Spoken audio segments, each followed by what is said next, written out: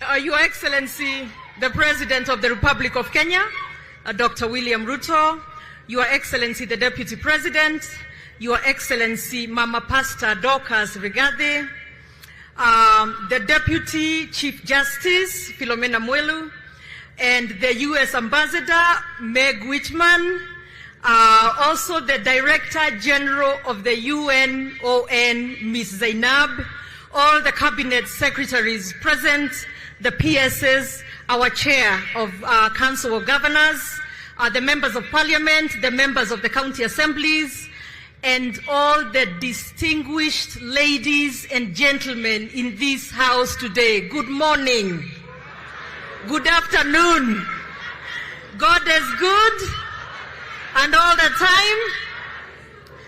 Your Excellency, I'll be very brief, but I want to take the opportunity to acknowledge the journey that you have walked and continue to walk with the women of Kenya. And I say this because I have been one of those women, maybe within the political space, who have been nearby you, and I have seen how much you have carried us as women of Kenya in this republic. Especially in the political space, it has not always been easy, Your Excellency. But you have stood firm and made sure that we were always at the table. And you have also made sure that when it came to elective positions, you made sure that the women of this republic were given a fair shake, a fair chance, just like the men. And as we proceed, Your Excellency, I want to ask you to continue, and I'm sure it's a testimony of your support of women by just being here this morning. As a former parliamentarian, as a senator formerly, I now look to you all in the parliament, and together with our president and the deputy and the political class and Your Excellency, Madam Aisha Jumwa, let the 2/3 gender bill become a reality this time. The women of Kenya are watching you. In addition to that, Your Excellency, you have done very well in the economic space for the women of Kenya, and especially Mama Mboga.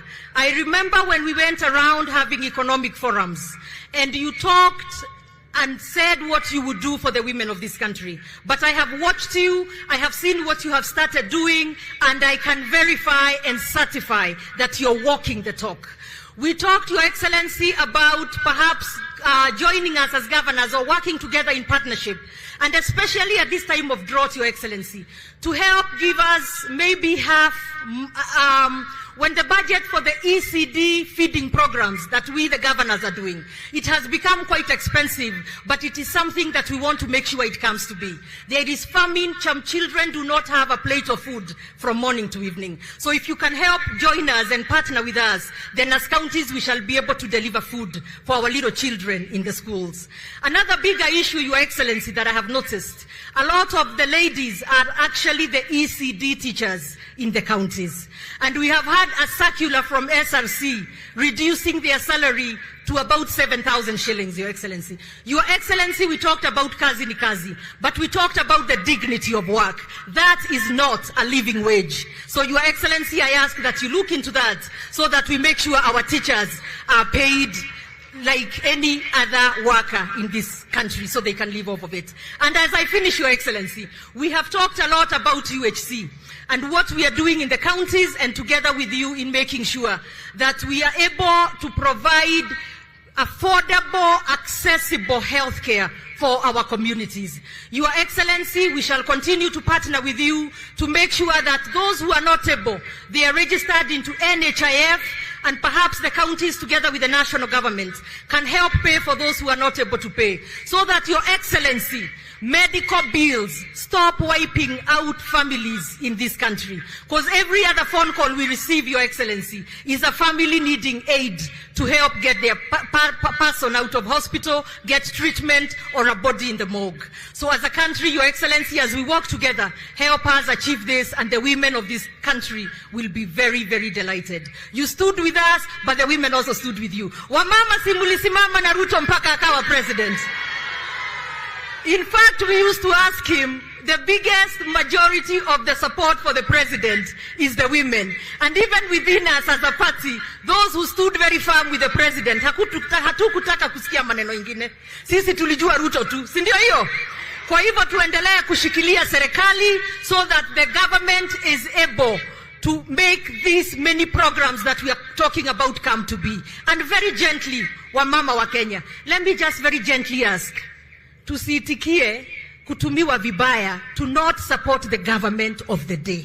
Let us stand with the government of the day. Let us stand with the President of the Republic of Kenya, and he will be able to make sure that our economy shines. Thank you very much, and God bless you. Asante. Asante.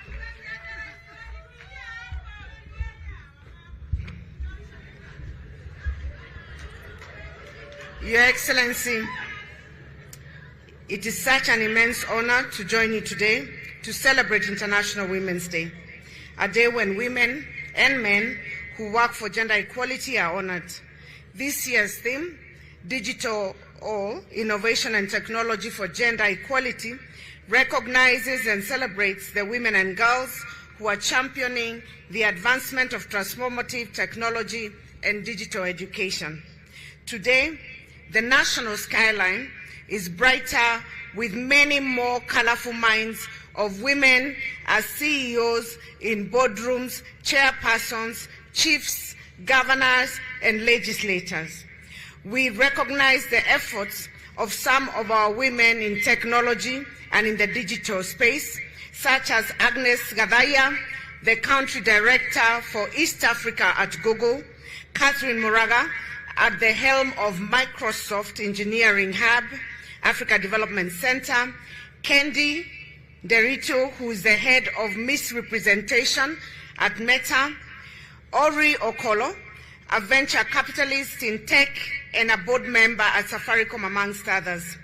We have in this space compassionate trailblazers. I would like to thank you, Your Excellency, for your relentless efforts in upholding and promoting women's rights in the country. Your presence here today clearly demonstrates your commitment towards advancing gender equality and the empowerment of all women and girls. You are an inspiration. Your Excellency, ladies and gentlemen, in line with this year's International Women's Day theme, I wish to affirm that technology has provided immense opportunities for all in this digital era. It has allowed people to communicate more efficiently, access government services, and market their goods online through e-commerce, provided new pathway for entrepreneurial empowerment and self-education and participation in decision-making. Technology, therefore, provides a great platform to reverse the perennial exclusion of women from public life while strengthening their agency. With Kenya being the trailblazer in Africa of internet and smartphone penetration, the innovation and digital transformation has provided opportunities for women and girls in the country to access opportunities in education using virtual platforms, access information on their well-being, such as health-related inquiries, and importantly, offered a platform to find employment, career information, and entrepreneurship opportunities. Ladies and gentlemen, and Your Excellencies, I wish to affirm the Council of Governors' commitment and contribution towards advancing inclusive innovation and technology. Since devolution, we have recorded significant success in a number of programs, projects, and interventions that have had an impact on women and girls, men and boys. In my capacity as the chairperson of the Council of Governors, allow me to highlight a few initiatives by county governments aimed at promoting inclusion in innovation and technology. Some counties have established localized county innovation weeks, which are platforms for showcasing innovation development by women, youth, and persons with disabilities in various sectors. Women, who constitute a majority of smallholder farmers, are instrumental in agricultural production and food security.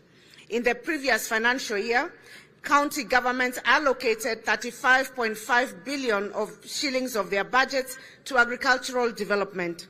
And as a result, counties have made considerable progress in advancing technology within the sector through facilitating access to credit and extension services, provision of improved inputs, and modernization of practices, such as hybrid seeds, concentrated feeds and fertilizer, pesticides, machinery, and irrigation.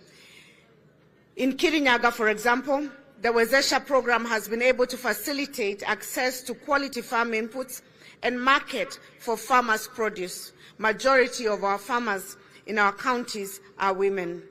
Our focus is now on sustainability of the program and commercializing agriculture by leveraging on innovation and technology for the digitization of extension services, aggregation, agro-processing, and export-oriented value addition through cooperative societies.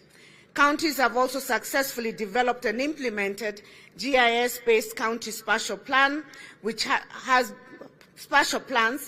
have been handy for mapping, collection, collation, synthesis, and analysis of data to inform thinking and planning at the county level. This has been critical in the identification of suitable areas for suitable agricultural activity and agro-processing. County governments have driven education reforms by offering digital learning opportunities per the new competency-based curriculum by ensuring digital integration to learning. Moreover, counties continue to support mentorship for girls in vocational training centers in a bid to encourage the uptake of science, technology, engineering, and mathematics-related courses and careers.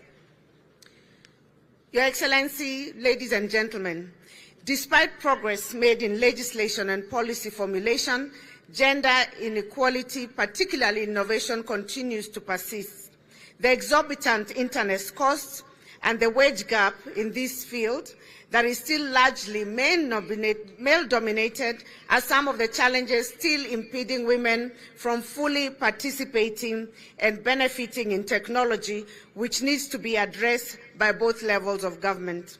As we celebrate the positive impact of technology, we must also acknowledge the challenges that come with it, particularly in the form of cyberbullying. In Kenya, women leaders have been particularly vulnerable to cyberbullying. We can take many forms, including harassment, intimidation, and threats of violence. Early this week, Your Excellency, I was honored to take part in a campaign where women came together to raise their voices against cyberbullying. The campaign, organized by Eco Network Africa, led by trailblazer Dr. Jennifer Riria, calls all of us to stop cyberbullies now, and is aimed at creating public awareness, initiating relevant laws, and mobilizing support towards calling out cyberbullying for the crime that it is. Studies have shown that up to 70% of women who use the internet have endured cyber violence, and that women are 27 more times likely than men to be harassed online. More than 1 in every 5 women in Kenya, Your Excellency, have experienced cyberbullying. Your Excellency, it is critical to note that we cannot achieve true gender equality and women's empowerment without everyone having access to technology and innovation. And therefore, we have, as county governments, put our efforts and our resources to ensure that we bridge this digital divide. I want to draw your attention to the need for gender equality and empowerment of all women and girls, not only on this International Women's Day, but every day of the year. Gender equality is not only a fundamental human right, but an underpinning of prosperous modern economy that provides sustainable, inclusive growth. In conclusion, ladies and gentlemen, Your Excellencies, I wish to express my gratitude to all stakeholders present for all the efforts towards the achievement of equal rights for women. Progress of women and girls is progress for all of us. Giving priority to women is not an option. It is a necessity. Giving more opportunity to women, besides being a matter of rights, it's also a manifestation of good economic sense. On this International Women's Day, let us recognize as women, let us empower them, let us protect them. As we said this week, we are women. As you have heard from Mheshimiwa Alice, We are here to stay, and we are not going anywhere. Happy International Women's Day. With those many remarks, allow me, Your Excellency, we've taken a lot of your time to invite Waziri Aisha Jumwa to come and make her remarks. Karibu Aisha.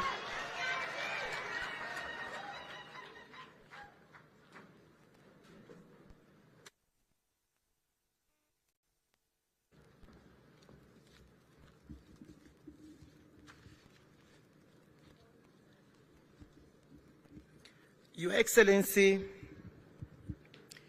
Dr. William Samoei Ruto, the President of the Republic of Kenya, Your Excellency, the Deputy President, Her Excellency Dorcas Rigathi, Cabinet Secretaries present, Chairperson, Departmental Committee on Social Protection, Chief Justice, Deputy Chief Justice, U.S. Ambassador to Kenya, Ambassador Meg Whitman, Principal Secretaries present, Members of Parliament present, wamama wote wa taifa la Kenya, hamjambo? Wamama hai! Wamama mupo? Hebu geukia mwenzako mwambie umependeza. Asanteni sana. Your Excellency, with your permission, sir, allow me to recognize all the members of Parliament who are present here today. Na nawaomba wabunge wote ambao mumefika hapa tusimame.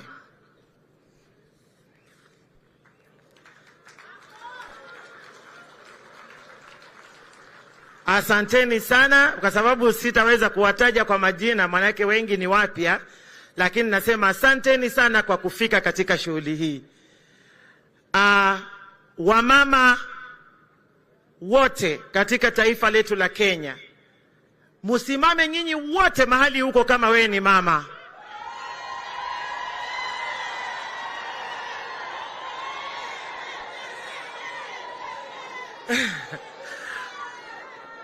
Asanteni sana, asanteni sana.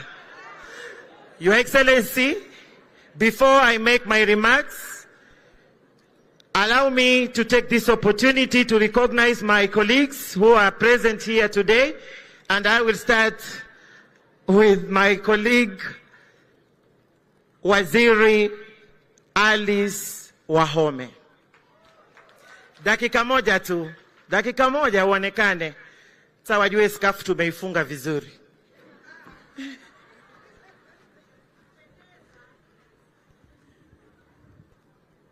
Anasema headscarf inapendeza. Inapendeza. Wamama hai. Hi. Yes, Your Excellency, this is International Women's Day. I want to recognize all protocols that have been observed in the interest of time, Your Excellency, and congratulate Honorable Aisha Jumwa, Cabinet Secretary for Public Service, Gender, and Affirmative Action. Tumpatie nduru kubwa Mama Aisha Jumwa, kwa sababu ametuandalia mkutano sawa kabisa.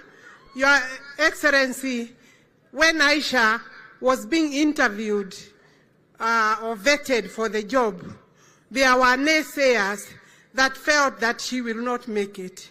But her story during the vetting to be in a position of a cabinet secretary, Your Excellency, tells you the story of many women in this country.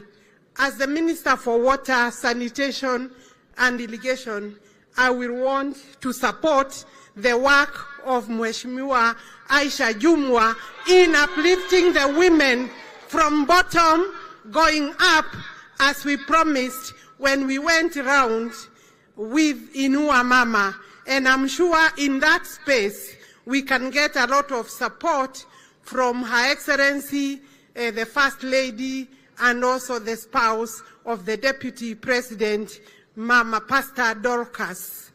because the space is huge. Your Excellency, therefore, my ministry in dealing with water will be in the front line, supporting women programs where we can, because we can plant a tree as we give water. We can empower women economically through trees and through water. And I'm also looking for your support, Your Excellency, to ensure that we remove the baggage of carrying water by women of this country, so that as we celebrate International Women's Day, Your Excellency, there is something to celebrate about. Your Excellency, we only need the champion in the name of the President of the Republic of Kenya to be able to reach where Alice Ng'ang'a has said that we need to reach. Your Excellency, we have faith in you. Thank you very much for the appointments that you have so far made, but you know the pressure on your table to appoint more women, including grassroots women. Thank you, Your Excellency. Najua Alice alikuwa mwanasiasa. If you give her 1 minute, anaongeza 5. And for that reason, wale mawaziri wote ambao wamebaki nitawaita kwa majina, wanyoshe mikono. So I have my sister Rebecca Miano, CS. Asante sana. Mvuria, CS. Asante sana. I'll call my sister Harriet Chigai and I'll give her 1 minute.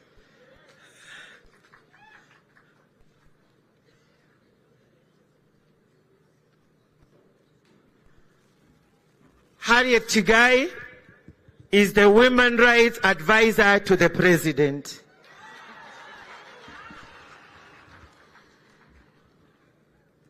Your Excellency, Dr. William Samoei Ruto, Your Excellency, the Deputy President, Rigathi Gachagua, Your Excellency, Your Excellency, Pastor Dorcas, all protocols observed. Allow me to adopt all the protocols as CS Aisha Juma had highlighted earlier.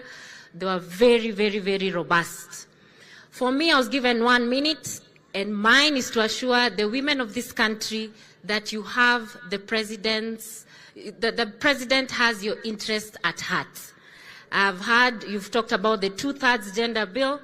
You have seen we are working on it, and the good thing, Your Excellency, we are now in the same boat. Interesting enough, the men in Parliament, most of them have come across to say they will support us. So we need that support, even as we go back to our villages, the leaders who are here. Let us have positive discussion around this. So mine is to convince all of you and to assure all of you that the women of this country, the President has your interest at heart. Thank you very much. Asante sana, Harriet. Madam Mercy, our able secretary to the cabinet, just wave to the... Okay, asante sana. Waziri Chelgui, karibu, for 1 minute. Najua huyu sasa tunashare platform leo. Kuna mambo rais atatuambia hapa, mimi siongei. Mungu nifunze kunyamaza. Your Excellency, President Dr. William Ruto, Your Excellency Deputy President Rigathi Gachagua, Madam Pastor Dorcas, Your Excellencies present, distinguished guests, allow me to also adopt the protocols as already highlighted. Wamama oe! Wamama oe! Your Excellency, under your administration, you've given women the highest consideration. And as we speak today, Your Excellency, last year you made a commitment to the women of Kenya. And in under 100 days, you've been able to roll out a robust program to address the challenges of the Kenyan women. And as we speak today, Your Excellency, through the ASLA Fund and many other funds, you are putting serious efforts to ensure women of Kenya can access affordable credit, which has been a challenge. On the other issue raised by the Governor of Nairobi, Your Excellency, we are already working with him on a starter bill which he initiated as a senator, and I thank him, Your Excellency. You are able to bring us together and we are making progress. Your Excellency, on the issue of ACBO, which is under my ministry, we are going to streamline and ensure all ministries ensures that 30% of government procurement of goods and services are dedicated to women, youth, and people living with disability. So, Your Excellency, today we are here to join you in celebrations with the women of Kenya, and we look forward to partnering and working with you and following your footsteps to ensure our women are safe and secure. Thank you, Your Excellency, and thank you, women of Kenya. Thank you. Asante sana, Waziri. And in our midst, we have Her Excellency Dorcas Rigathi. Na kwa sababu leo ni siku ya kina mama, Your Excellency, karibu sana useme jambo, at least hata kama ni kwa dakika moja. Wamama wanakuangalia. Tushangilie mama wetu. Asanteni sana.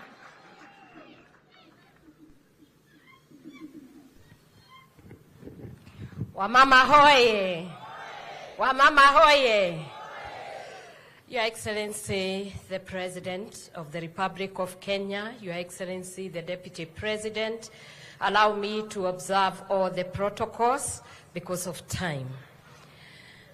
And I want to celebrate every woman that is in this place. If you can look at one of the women who is next to you and just celebrate her.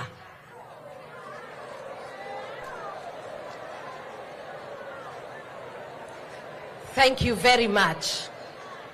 You know, when God was creating a woman, He's created a very special vehicle and designed her in a very noble way. It is only a woman who can receive a seed and be able to produce a baby. The most innovative scientifically, and it cannot even be explained.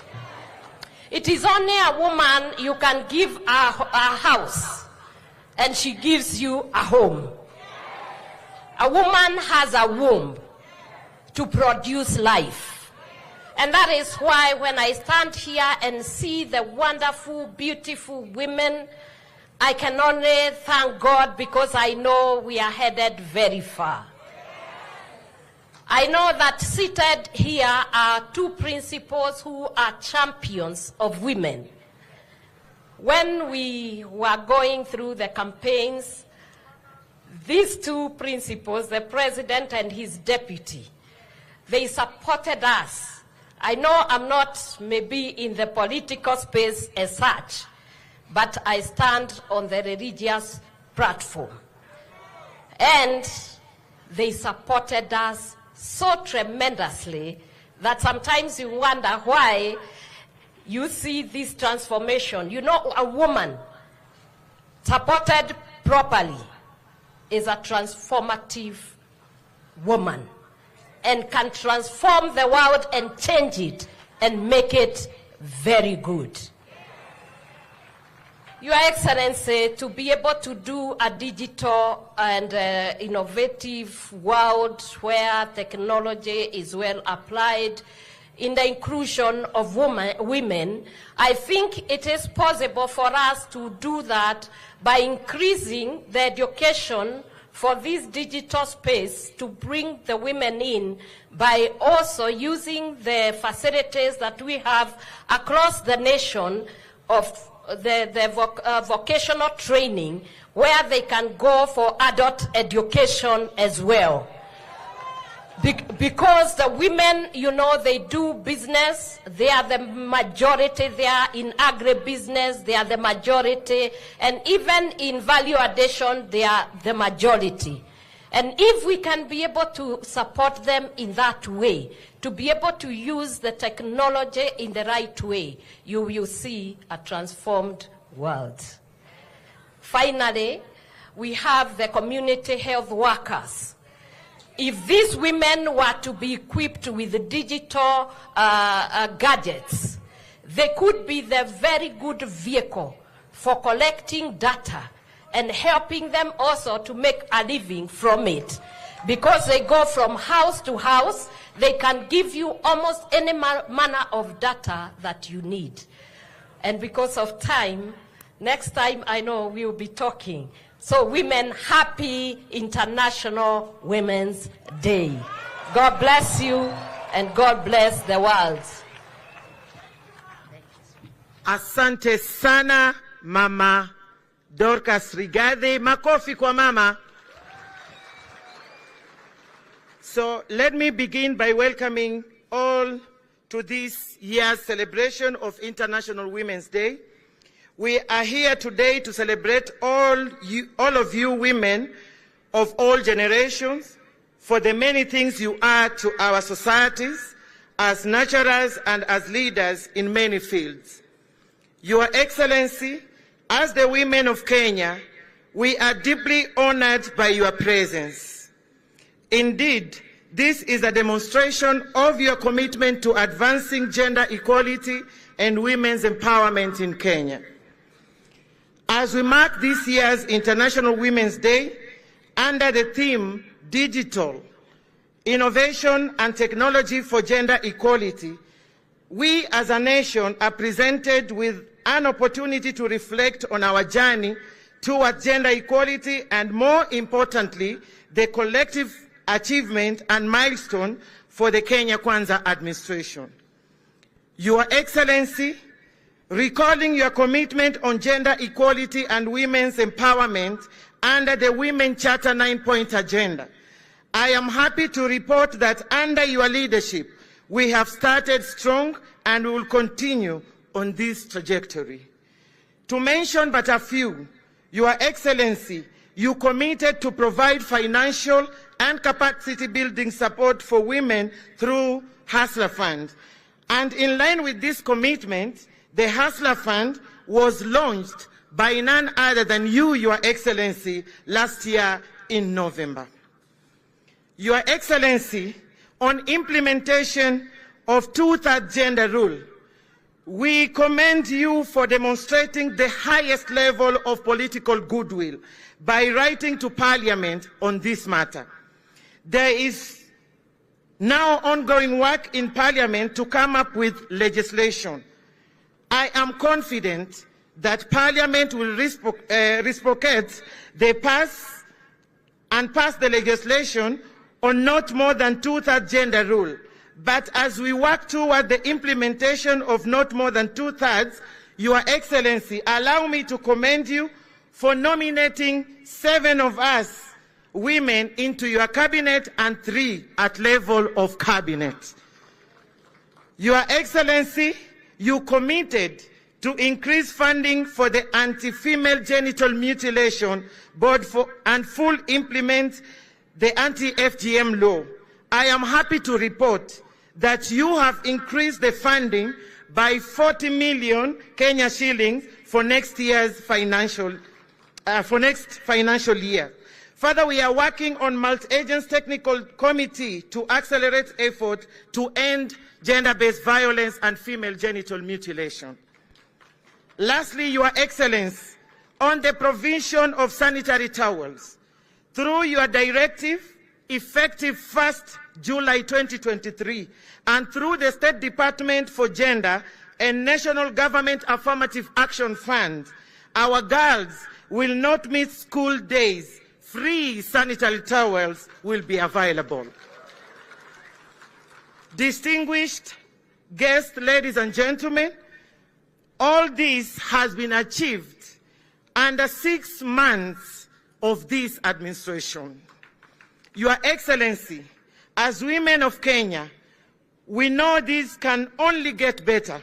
And through the Ministry of Public Service, Gender and Affirmative Action, we are committed and working around the clock to ensure that Kenyan woman is at the center of the Kenya Kwanza bottom-up economic transformation agenda. The platform is better. This is because women are a critical national asset with tremendous potential to shape, to influence, and contribute to all spheres of national development. Empowering women essentially empowers the family, the society, and the nation. Mama leads all the way. Finally, Your Excellency, allow me to appreciate the planning committee of this event led by my PS, my able PS, Madam Veronica Nduva, that spend a lot of time to ensure that all is set and we are all comfortable as we celebrate the women of Kenya today. I would like also to appreciate the immense support we received from you, Your Excellency, and various development partners who have been critical to the success of this day. It is now my humble duty to welcome the Deputy President of the Republic of Kenya to give his remarks and welcome the President. Asanteni. Wapi ndugu ya Deputy President?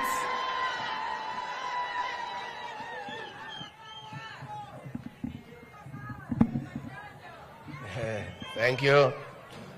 Wamama hoi. Wamama mpo. Nisalimeni kwa haya. Bwana Yesu asifiwe. Bwana Yesu asifiwe tena. Rais wetu Daktari William Samoei Ruto, viongozi wetu wa serikali na wa kisiasa, wamama wote, niko na furaha sana kwa mwaliko wa waziri wetu Aisha Jumwa kufika hapa tukiwa na rais kusherehekea siku ya kimataifa ya wamama wetu. Your Excellency, wamama wetu ni wamama wa nguvu tena sana. Kusema ukweli ni kwamba huyu rais wetu ako hapa leo kama rais wa Jamhuri ya Kenya. Safari yake ya uongozi, wakina mama walichangia kiasi kikubwa sana. Na wamama, ningetaka kuchukua nafasi hii kusema asanti kwa maombi yenu na kwa kumuunga rais wetu mkono. Asanteni sana wamama wetu.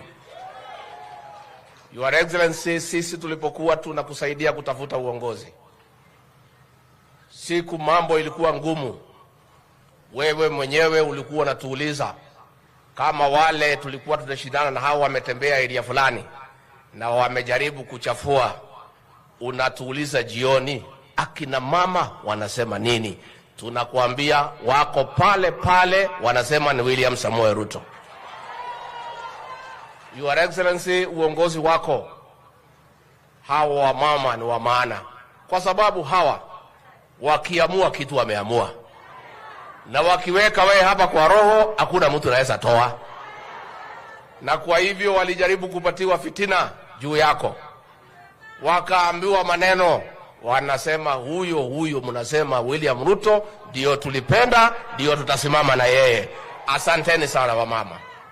Na kwa sababu ya hayo ndio hii serikali ya William Ruto, akina mama viongozi ndio wako kiti ya mbele, kwa sababu hii ni serikali yenu na mlichangia kiasi kikubwa. Shares yenu kwa hii serikali ya William Ruto wa mama ni kiasi kikubwa. Kuna wengine hii watu ya Azimio wananipigia kelele ate nimesema shares iangaliwe. Akina mama, shares yenu ya serikali kwa serikali ya William Ruto iangaliwe isiangaliwe? Iko namna hiyo. Hata tumetembea pale saa ile, tumekuwa pale tukikagua biashara. Mama moja amesema hapo, ameombea rais, akina mama wanachanga hapa kwa chama yetu, tukipeana tunaangalia kila mtu shares yake. Kwa hivyo hiyo mambo ya shares sio kwa uongozi peke yake, ni kwa biashara na kila kitu. Your Excellency, kwa uongozi wetu, mimi nataka leo niwatambue wamama wetu viongozi.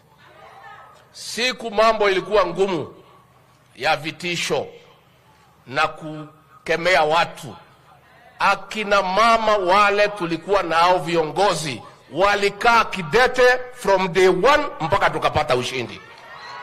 Kulikiwa kikiumana, wanaume wengine wakitishwa kidogo mkia katikati ya mguu. Lakini wamama hawa wakiongozwa na hawa vigogo wetu wakina Alice Wahome, huyu Cecily Barire, huyu msichana ya KICC, huyu na nyama yake ni ile kidogo lakini ni kakali. Hawa wamama walisimama kidete na wanaume walikuwa ni watu ya kuogopa. Your Excellency, kama sisi hatungekuwa na hao viongozi wa mama tungepata shida. Na kwa hivyo mimi viongozi wa mama natambua nyinyi. Na wamama tunauliza nyinyi mpiganie nafasi yenu kwa serikali. Msikae nyumbani mngojee mletewe viti. Huyu Susan Keheka aliangusha mwanaume alikuwa na jina kubwa akaweka yeye chini 10-0. Huyu Cecily Barire huyu aliangusha mtu hata ako na ndege akaweka chini. Kwa hivyo wamama mjitokeze. Mkiona mwanaume ni muoga anaregea kidogo mnatoa mnaweka mama. Na hiyo ni nafasi yenu. Kwa hivyo rais wetu sisi tukae na hawa mama wetu. Na nimwambie kwa hii serikali ya William Ruto, nyinyi wa mama, mtetezi mkubwa wenu kwa serikali ya William Ruto ni Rais William Ruto mwenyewe. Na kwa sababu mimi naibu yake nafuata vile anasema, mimi pia niko hapo. Kwa hivyo nyinyi mambo yenu iko sawa, mko mbele kama mfuko ya shati. Na huyu Cecily Barire amepatiwa kuwa chairman. Ni chairman, wacha chairperson, ni chairman wa chama ile tawala. Ile chama kubwa iko na umaarufu. Lakini rais nimekuwa na wasiwasi kidogo. Vile sasa ameongea hapa naona kama atatutoa viti wanaume. Wewe sasa toa wengine, lakini ya rais na yangu tafadhali utuachie. Unajua baadhi tumetoka tunataka tukaekae hapo. Ya mwisho rais wetu. Siku chache iliyopita kumetokea maneno pale kotini. Pale.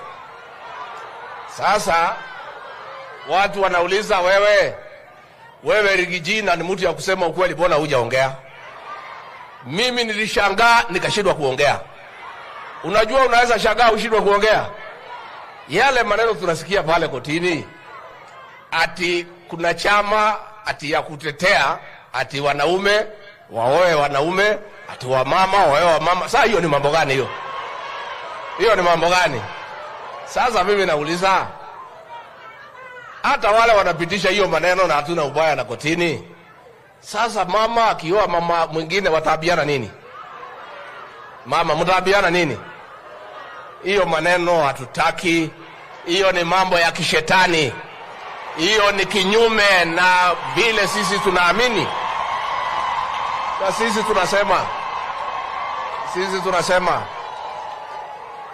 kiongozi wa nchi hii ni mcha Mungu. He is a man of faith. He'll do what needs to be done. In any case, we have our traditions and customs. And what they are suggesting is repugnant to morality and justice and a way of life. Kwa hivyo hiyo maneno sisi hatuko hapo. Ama nyinyi mko hapo wa mama? Sasa si wa mama wako? Si wa mama ya kuolewa wako? Sasa hawa mama tukiunda uchumi tuwatengeneze vizuri, watengeneze nywele wakae mzuri, si wako hapo? Na tunasema huu uchumi wetu, rais wetu akiwa hapa, Your Excellency umetuambia na tuko hapo. Huu uchumi turudishe pahali ulikuwa zamani. Zamani kulikuwa mama akienda sokoni, akirudi jioni, watoto wanamngojea kwa gate kwa sababu kuna kitu amebeba. Siku hizi mama anakuja amesimama kama miti, hakuna kitu, hakuna mtoto ya kumkaribisha. Kwa hivyo tunataka turudishe uchumi, mama aweke kitu kwa mfuko.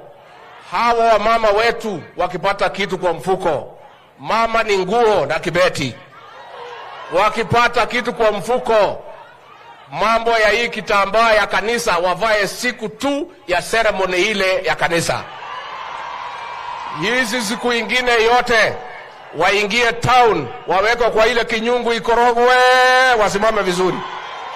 Kwa sababu hata sisi tunafurahi tukiona mnang'ara, si ndio? Si ndio?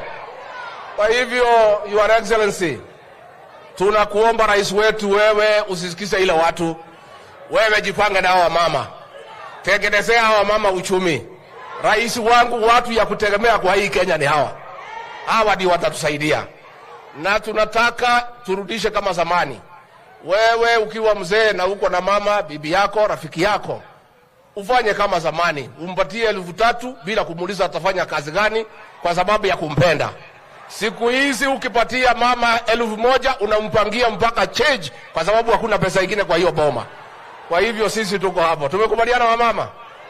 Si hata mumeona mtu yangu pia? Pastor Dorcas. Si hata mimi nilikuwa nimejaribu. Angalia namna hii. Najua lazima upagapaga maneno yako. Na utavute ile mama hakuna kelele mingi, si ndio? Na unajua mimi sina shida, yangu ni pastor, hana mahitaji mingi, 3,000 ya nywele ametosheka. Kwa hivyo mimi kwa hivyo naotaka kuuliza wa mama kwa heshima, msimame kwa tupige vigelegele na shangwe, tumkaribishe kiongozi wa taifa ya Jamhuri ya Kenya, Daktari William Samoei Ruto.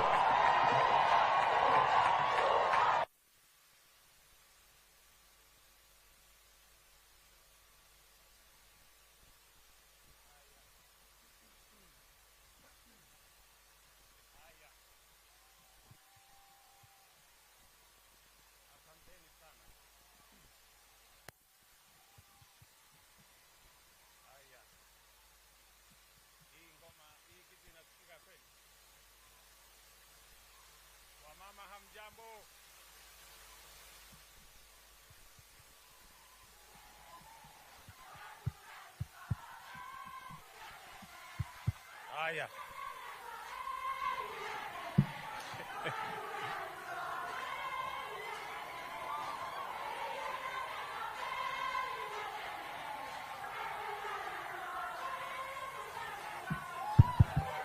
Haya. Haya, asanteni sana. Thank you very much. Let's take our seats. Thank you.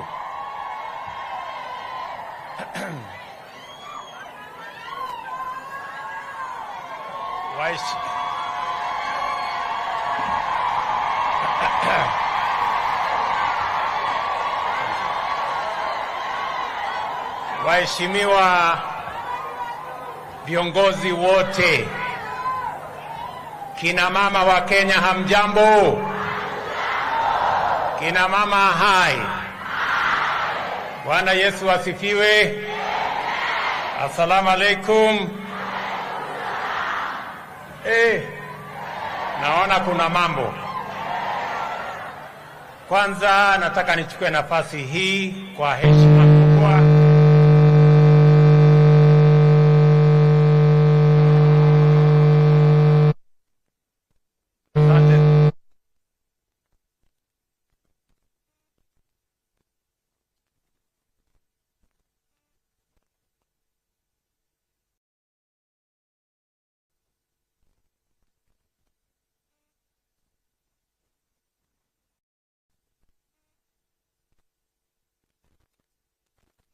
haya.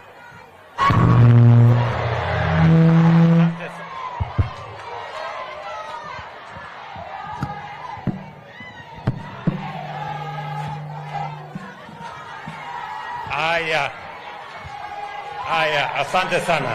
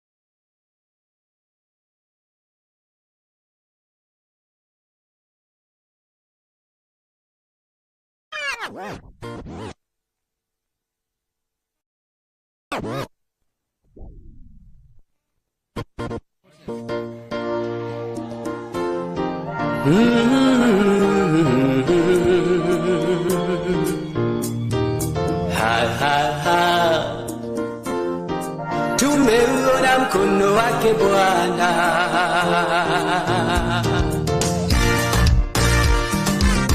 Mengi mazuri tumeyaona, Mungu umetenda, ni kweli wewe muweza. Ulitamka vitu vikawa, neno tulatosha, ukisema umetenda.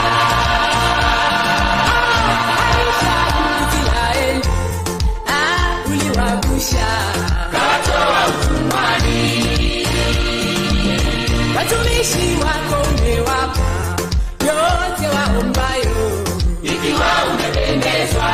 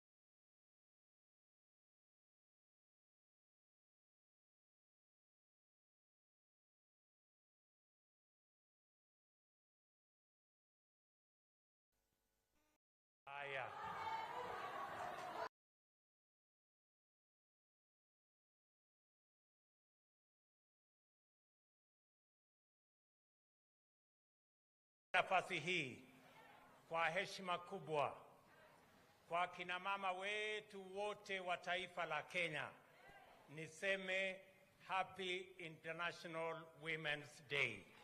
Pongezi sana.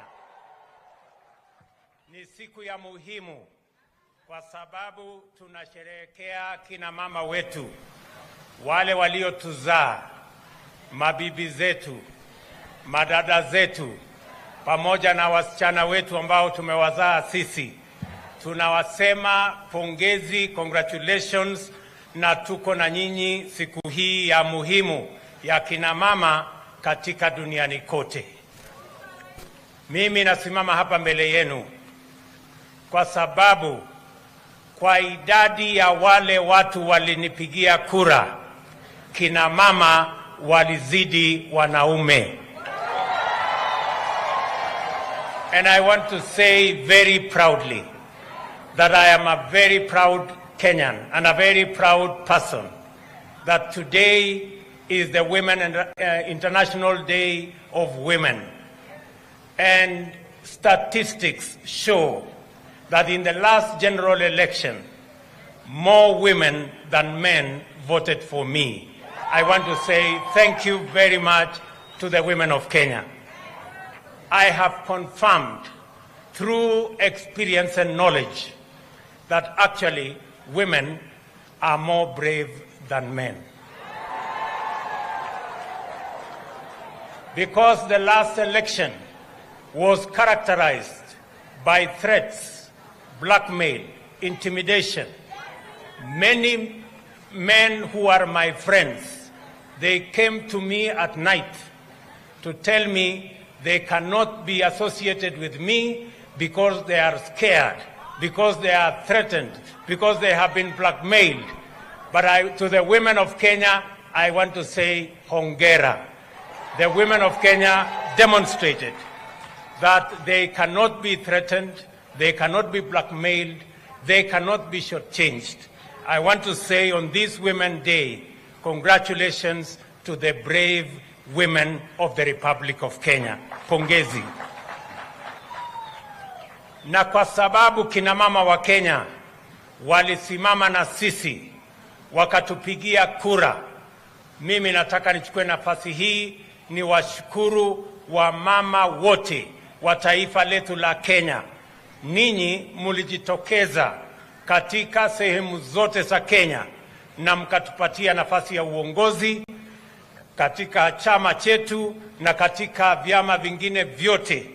Mimi nataka niwaambie kina mama wa Kenya, asanteni sana, na ile kazi imebaki sasa ni sisi kushughulika na mambo yenu ya maendeleo, ya afya, ya maji na mambo yale mengine yote ambayo yanahitajika kwa kina mama wa taifa letu la Kenya. Mimi nataka niwaambie hivi kina mama wa Kenya, katika hii sherehe ya siku ya muhimu ya kina mama. Jambo la kwanza, tulikubaliana wakati wa uchaguzi ya kwamba tutabadilisha katiba ili kina mama wa Kenya wapate nafasi yao kupitia affirmative action, waweze kujumuika katika uongozi wa taifa letu la Kenya. Leo mimi nataka niwaeleze, tayari tumetengeneza bill ambayo inaenda bunge letu la Kenya, so that for the first time I want to tell the women of Kenya, in the next between 12 months and 1.5 years, we will have concluded the program on affirmative action so that more women can join us in the National Assembly and in the Senate, so that women leadership can occupy their space in the leadership of the Republic of Kenya. Tumesha kubaliana, nimeongea na wabunge wengi na hata wabunge wanaume wamekubali ya kwamba safari hii tutapitisha hii mswada kule bunge, tubadilishe sehemu ambayo inahitajika, ndio tuongeze wamama watakaoongoza katika sehemu yetu ya siasa. We are going to have additional between 25 and 28 women in the next 1.5 years joining our National Assembly, so that they can provide the much needed women leadership in the Republic of Kenya. Jambo la pili, kina mama wa taifa letu la Kenya wabunge kutoka vyama zote walinitembelea na wakaniuliza ya kwamba wanataka ile affirmative action fund ya kina mama iongezwe, na mimi nikakubali. Kutoka shilingi bilioni 2 nimesema hiyo fund iwe sasa shilingi bilioni 3 kila mwaka. Mimi nawauliza kina mama wabunge, wakati wanashughulikia hiyo fund ya affirmative action, wakumbuke sana kina mama katika hiyo fund. Jambo la tatu, niliongea na huyu mrembo Aisha Jumwa na nikamwambia ya kwamba kina mama wa Kenya wameonyesha umaarufu wao kwa mambo ya biashara. Women Enterprise Fund ambayo ni fund ya shilingi bilioni 4.5 imefikia makundi karibu 1,100. Almost 97,000 women groups are participating at the moment in the Women Enterprise Fund. Na nikamueleza ya kwamba we are going to do a few things. Number 1, katika hiyo Women Enterprise Fund hatutawaacha kina mama nyumba kwa mambo ya teknolojia. We are going to ensure that we bring women on board the technology platform, the digital platform in the lending of the money associated with women in the Women Enterprise Fund. That is point number one. Number two, I undertook that in the new program, we are going to eliminate intermediaries. Pale mbeleni, tulikuwa tunapatia pesa intermediaries. Alafu wale intermediaries wanaenda kukopesha pesa kwa kina mama, wanawalipisha karibu 9%, alafu mama akikosea, wanaenda wanachukua mabati, wanachukua sufuria, wanang'oa viti, wanafanya yale mambo mengine. Sasa tumesema hakuna intermediaries. Saa hizi serikali tutatoa pesa moja kwa moja mpaka ifikie kila kikundi ya kina mama ambao wanatafuta hiyo pesa. We are going to eliminate bureaucracy. We are going to eliminate intermediaries so that women groups can access money directly from the Women Enterprise Fund KICC. Jambo la tatu, tumesema vile vile wale kina mama wote ambao wanashiriki katika hiyo Women Enterprise Fund, saa hizi wakiuliza mkopo wanangojea siku 45. Tumesema kuanzia wiki ijayo, kila mama ambaye kikundi ambaye itauliza pesa, sasa hakuna haja ya makaratasi, hakuna haja ya kujua ni nani atapatiana, hakuna kupeleka form mahali popote. Sasa tumebadilisha, mutapata pesa moja kwa moja, instant. Hakuna tena kungojea siku 45. Na mimi nataka niwatangazie kina mama wa Kenya ya kwamba hiyo pesa 4.5 billion imekuwa hapo kwa miaka 15. Mimi nataka niwaeleze ya kwamba hiyo pesa ya kina mama sasa tutaongeza kutoka shilingi bilioni 4.5 hadi bilioni 13.5.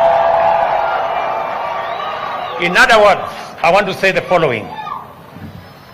The fund that is available on Women Enterprise Fund has been at 4.5 billion for the last 15 years. I am announcing today that we are going to triple the resources available under that fund so that we can also triple the number of women groups that will benefit from this fund, because this is the most reliable fund. In fact, this is the fund that has 99% success rate. And therefore, women deserve what government is going to do. Jambo la tatu, mumenielewa wakina mama wa Kenya?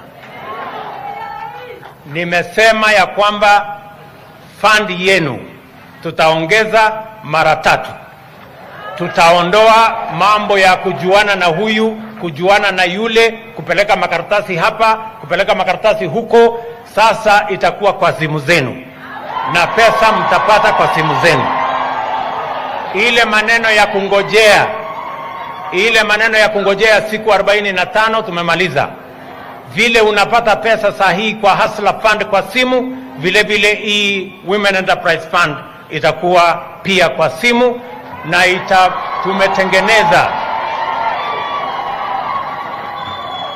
tumetengeneza ili vile vile chairman wenu ana approve online, secretary ana approve online, members wanachukua pesa zao online, na mambo hiyo itaendelea kwa taratibu. Na nimewaambia tunaongeza hiyo pesa yenu mara 3. Jambo la 4, nataka kina mama wa Kenya wanisikize vizuri. Jambo la 4, Kenya yetu bado tunapika watu 70% katika taifa letu la Kenya bado tunatumia kuni na makaa, na hiyo kuni na makaa iko na matatizo ya kiafya.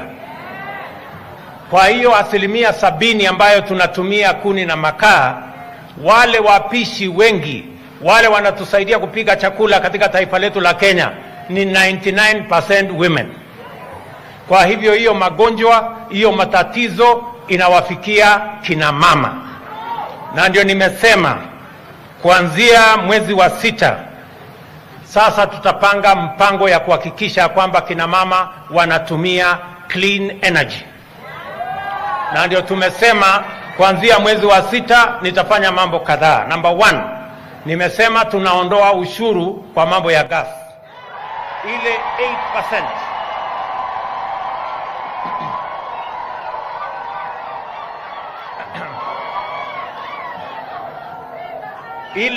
Ile 8% ambayo serikali inachukua kama ushuru kwa mambo ya gas, tutaondoa ndio tupunguze gharama ya gas, wananchi wengi waweze kununua gas. Jambo la pili, leo mnanunua mtungi ya gas shilingi 2,000, shilingi 2,800. Tumesema sasa tutaweka pesa ya serikali kupunguza gharama ya mtungi ya gas. Ile ya kilo 6 mnanunua 2,500, 2,800, tutaishukisha chini mpaka shilingi 500 ama 300.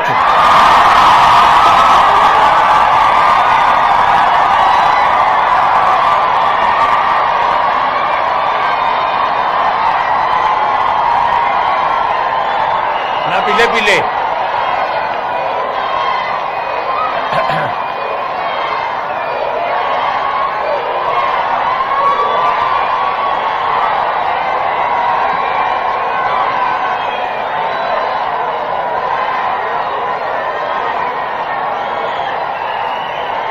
tunaelewana? Kuanzia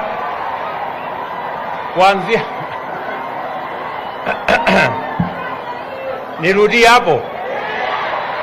Mnasema nirudie hapo? Nirudie? Wacha nirudie. Nimesema hivi, kwa sababu tunataka kina mama wengi. Mimi nimesema hivi, kwa wale watu 70% ya Kenya wanatumia kuni na makaa, 99% ni kina mama. Si ni kweli? Na ili tupunguze gharama ya gas, tumesema tunaondoa ushuru. Namba 2, ile mtungi mnanunua kuanzia mwezi wa 6, hiyo mtungi itatoka shilingi 2,800 mpaka shilingi 500 ama 300.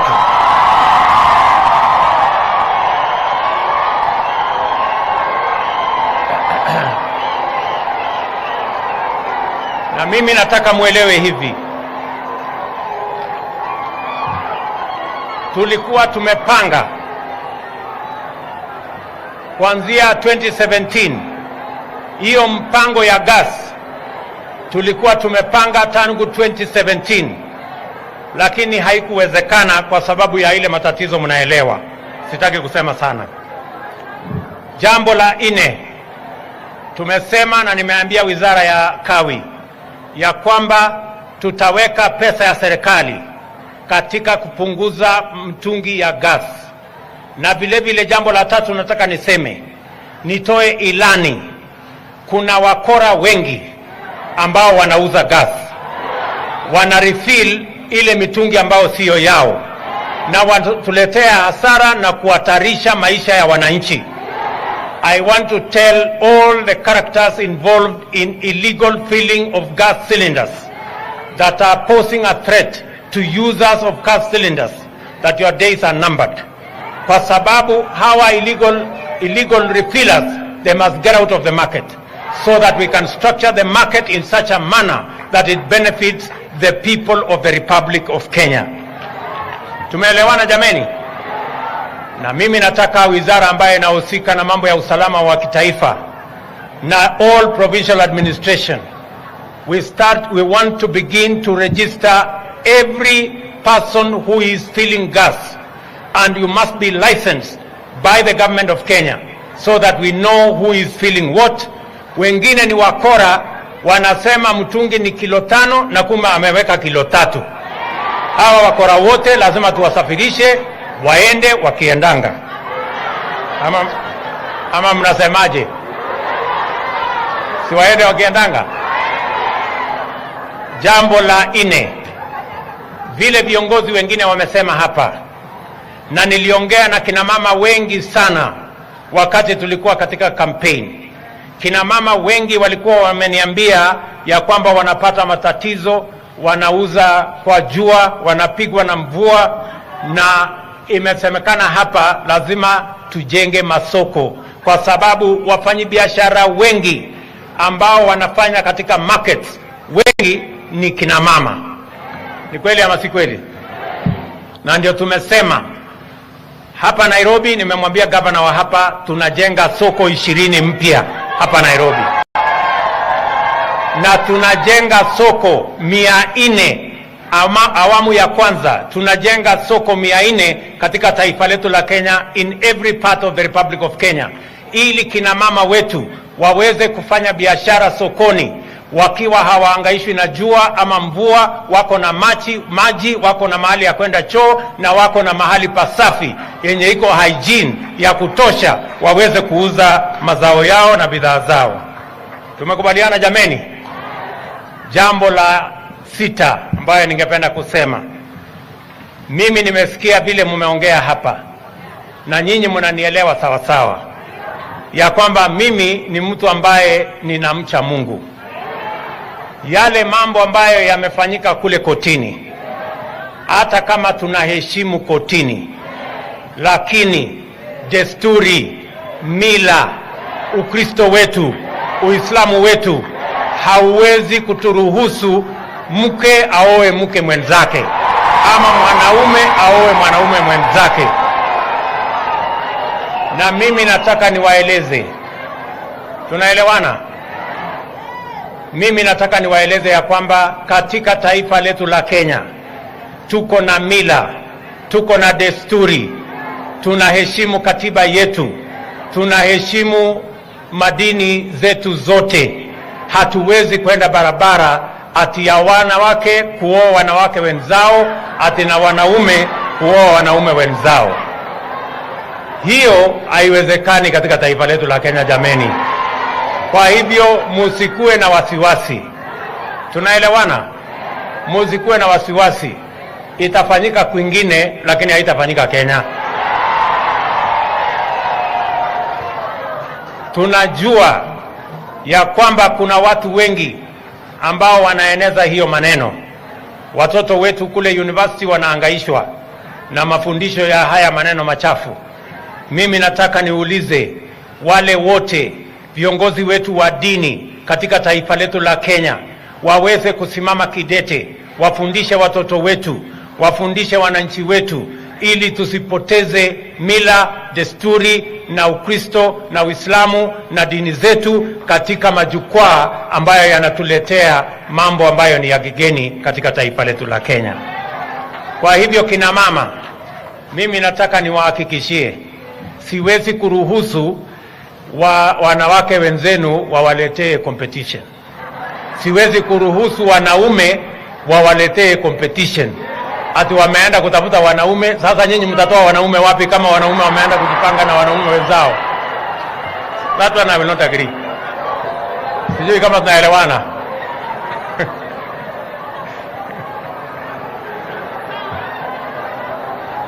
Wacha mimi niseme sasa maneno ile tulikuwa tumekuja hapa. Tumekubaliana kina mama? Kina mama tumekubaliana? Nimesema hivi, tunabadilisha mfumo wa Women Enterprise Fund. Tuondoe intermediaries. Tuondoe mambo ya watu kukaa katikati hapa. Mambo ya kufukusana na makaratasi left, right and center tuondoe. Sasa mambo yote itakuwa kwa simu, itakuwa on the digital platform. Mambo ya kungojea siku 45 tumemaliza. Na nimesema tunaongeza pesa ambayo itakuwa katika Women Enterprise Fund hadi shilingi bilioni 13.5, na tutahakikisha kwamba wamama wakiongezeka tutakuwa tunapanga kila mwaka.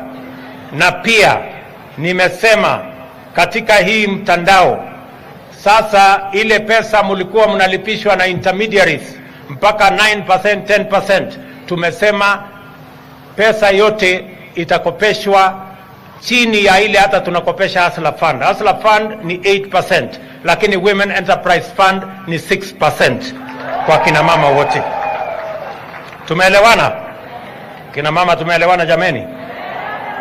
Hiyo ndio agenda yetu number 1, Women Enterprise Fund. Pia nataka kuchukua siku hii ya kina mama kwa sababu kina mama vile vile hata katika ile mtandao ya Hustler Fund kina mama ni 50% ya borrowers katika hiyo Hustler Fund. Sasa mimi nataka nitangazie kina mama pia ambao wanafanya biashara na vijana na wazee na kila mtu ya kwamba leo vile niliahidi, because I committed to the country that we are going to have the next product ambaye ni wafanyabiashara. Ile pesa tunapata saa hizi katika Hustler Fund ni mtu mmoja kwa mwenzake, si ndio? Lakini sasa wafanyabiashara, I want to speak to the business people. Now we have a product for the business people called the first product. Ama pengine ningewapatia kwanza hata statistics mjue. Unajua wakati tulilaunch ile Hustler Fund, wengine walituambia shilingi 500 ni kidogo, shilingi 1000 ni kidogo, shilingi 5000 ni kidogo, shilingi 10000 ni kidogo. Lakini kwa kukopesha shilingi 500, 1000, 3000, 5000 leo katika taifa letu la Kenya kwa Hustler Fund tumekopesha shilingi bilioni 21 milioni 109,406 na shilingi 878 on the Hustler Fund platform. Many people who do not understand what the bottom looks like, what the bottom feels, what the bottom thinks, they told us 500 shillings is very little money, or 1,000 is very little money, or 5,000 is very little money. I want to tell them today that on the Hustler Fund, where we are lending 500, 1,000, 3,000, 5,000, today, in 3 months, we have lent 21 billion Kenya shillings. Savings, wale watu ambao wana save 5%, mtu akipata shilingi 500 ana save 5% ni 25 shillings. Mwingine ana save 50 shillings. Leo in 3 months tumesave 1 billion and 55 million just in 3 months. Nyinyi mnanielewa? Mimi sasa nataka niwaambie tunaenda awamu ya pili, na hiyo ni micro loan product, na leo tunaanzisha micro loan product katika mkutano huu, ambaye wewe mwananchi ambaye unafanya biashara sasa unaweza kukopa kati ya shilingi 10,000 na shilingi 200,000. Wale wafanyabiashara wadogo, let me say this with clarity, that we are now launching the individual micro enterprise loan product today, and our business people, the micro business people who need between 10,000 and 200,000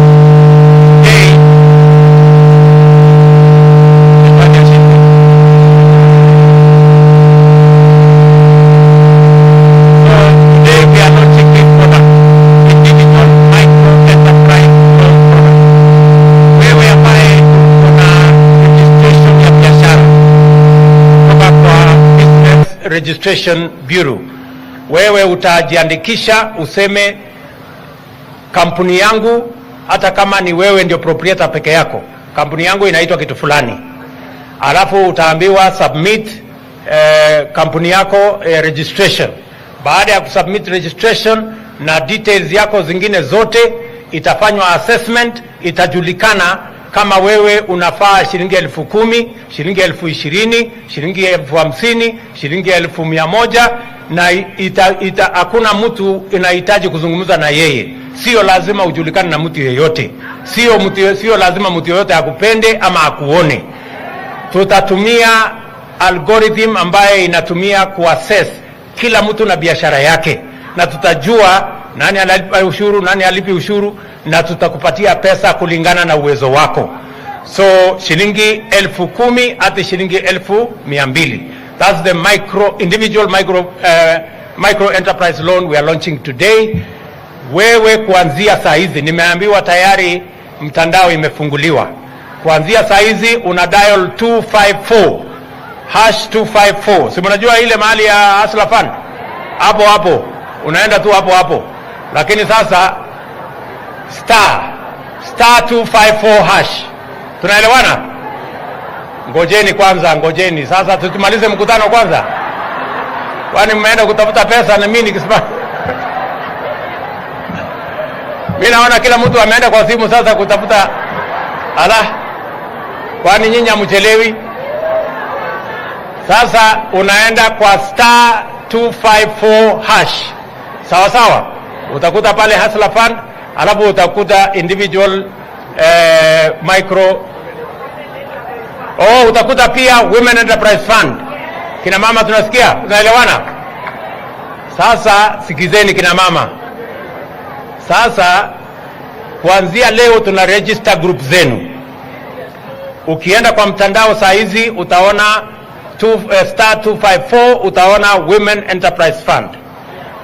Hiyo tuna register group zenu kuanzia leo. Saa hii hiyo groups 1059 nimesema sikuwe registered in the next 1 week 10 days. Wewe ukilog hapo utakuta group yako iko ndani, na utakuta sasa unaweza kukopa pesa na mnaweza kuambiwa ni pesa ngapi mtapatiwa. Tunaelewana? Hiyo ingine ni ya individual enterprise micro loan. Hiyo pia ni 254 hash 254 star. Ukienda pale unakuta iko mtandaoni hapo. Unaona sasa hapo? Maneno ndio hiyo. Bas. Ndio hiyo story. Unaona sasa hapo story vile iko. Unaweza kufanya biashara yote hapo, hata kuuza mahindi, kuku, nini. Endelea biashara. Tumekubaliana?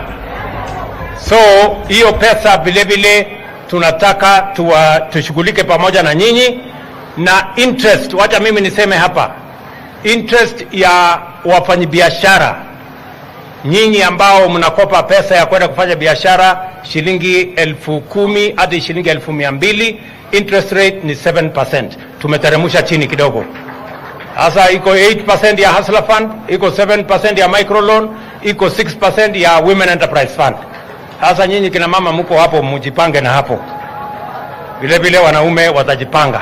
Na tumesema sasa iko loan product ya 1 month, iko loan product ya 3 months, iko loan product ya 6 months, iko loan product ya 9 months, kulingana na ile biashara wewe unafanya.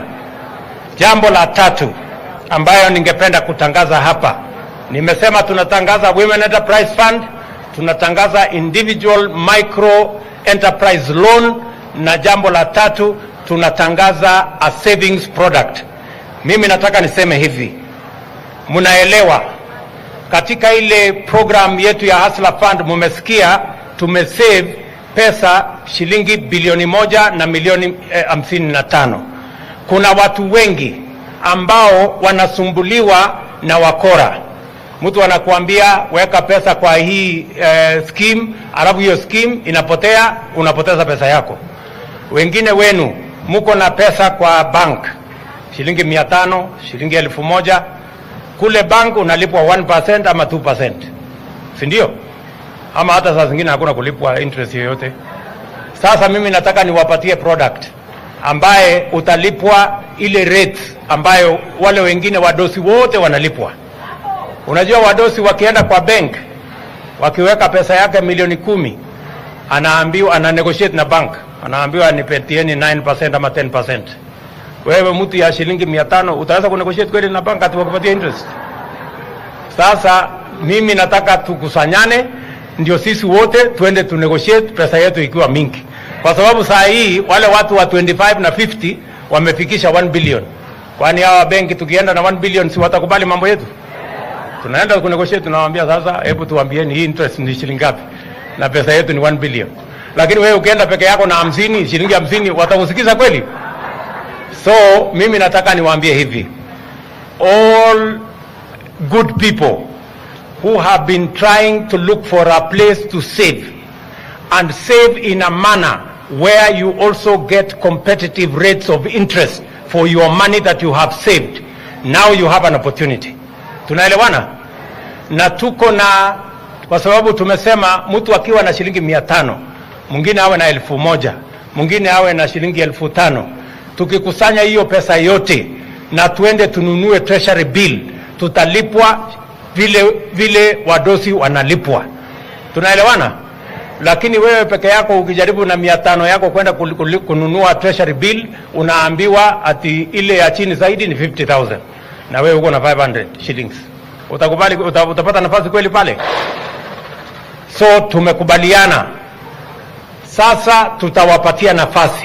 Nataka Wakenya wanisikize kwa makini. Wale Wakenya huko na shilingi 500 mahali, shilingi 1000 mahali fulani, shilingi 500, 2000, 5000, 10,000 na unalipwa interest ya 2% ama 1%. Sasa tuko hapa, tutakupatia interest kama ile ya treasury bill. Kama treasury bill ni 10%, wewe utapata 10%. Kama treasury bond ni 9%, wewe utapata 9%. Tumeelewana? Ndio kila mtu tutengeneze usawa. Si mambo ni bottom up? Ama ni aje watu wa Kanairo? Tuko pamoja hapo? Today every Kenyan has an opportunity. Even if you have 500 shillings, today you have an opportunity to save and be paid competitive rates the way those who have millions and billions are being paid by our banks or by our financial institutions. And you have an opportunity to save in the Hustler Fund. Sasa wewe *254# unaenda pale unakuta saving.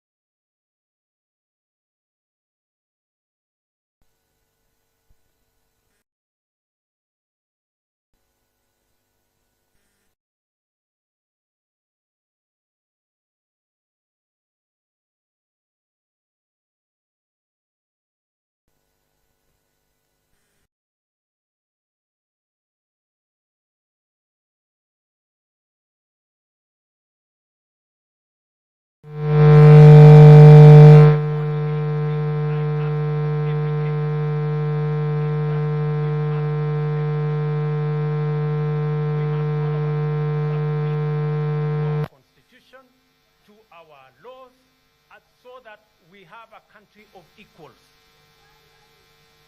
We cannot have two sets of laws for two sets of Kenyans. We have only laws for all Kenyans, irrespective of who you are, irrespective of your status. We must submit, all of us, to the rule of law. That's all I'm asking. Nothing more, nothing less.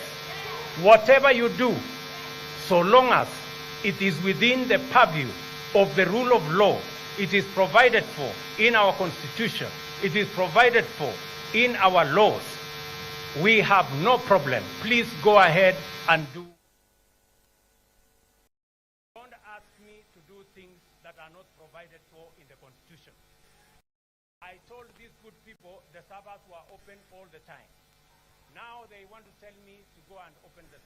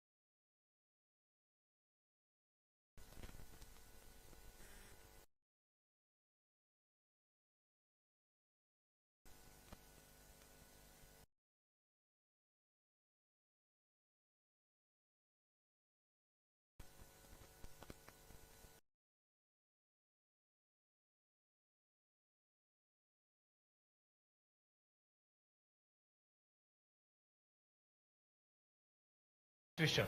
So, good people, don't waste your time talking too many things.